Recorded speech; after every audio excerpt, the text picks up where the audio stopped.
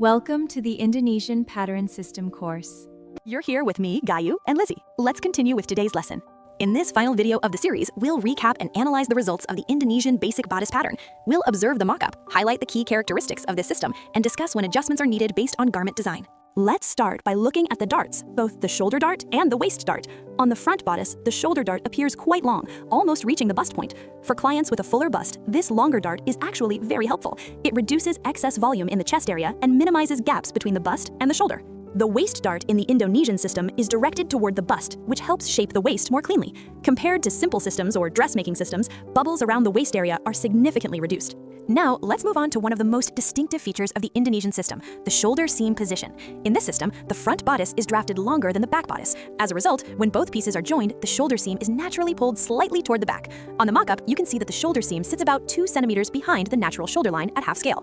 In actual size, this shift could reach approximately 4 centimeters. This characteristic makes the Indonesian system very suitable for garments that use shoulder pads, such as blazers or structured outerwear. Because the seam is shifted backward, it becomes less visible from the front, and the shoulder pad fills the gap, creating a strong and lifted shoulder line. However, for dresses or garments without shoulder pads, this shoulder position may look less natural. Visually, the shoulder can appear slightly twisted, even though the garment is still comfortable to wear.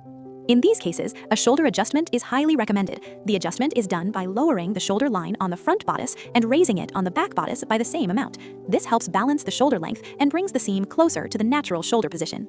After adjustment, the shoulder seam still sits slightly toward the back, maintaining the character of the Indonesian system, but the position looks much more proportional and visually pleasing. It's important to note that this adjustment does not start from the neckline. The neckline remains unchanged. The adjustment begins from the shoulder dart area and moves toward the armhole, keeping the neck shape safe and intact. Overall, the Indonesian pattern system produces a cleaner mock-up with minimal bubbling, especially around the armholes, waist, and shoulder blade area. The waist darts shape the body beautifully, even when there is a significant difference between bust and waist measurements. Personally, I prefer the Indonesian system for garments that emphasize body silhouette. While the calculations are more complex compared to simple or dressmaking systems, the final result truly justifies the effort.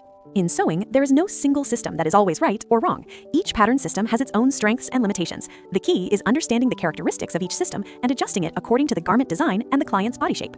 With this video, we've reached the end of the Indonesian Basic Bodice Pattern series. Congratulations on completing the entire series, and thank you for learning with me. If you enjoy learning through videos like this and would like a more in-depth explanation, let me know in the comments. I'm considering creating a detailed course like this in English. Thank you for learning with me and Lizzie. We'll see you in the next video. See you in the next course, and happy sewing!